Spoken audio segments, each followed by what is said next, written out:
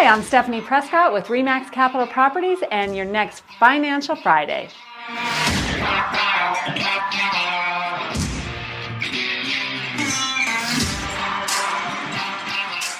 Decisions, decisions, decisions. Do you go Black Friday shopping or do you save for the down payment on your first home? Shoes, clothes, the latest technology trend, eating out, all these purchases cut into your home buying dreams. It takes commitment and discipline to say no to the holiday shopping bug. Even turning down a $4 cup of coffee every day adds up big over time.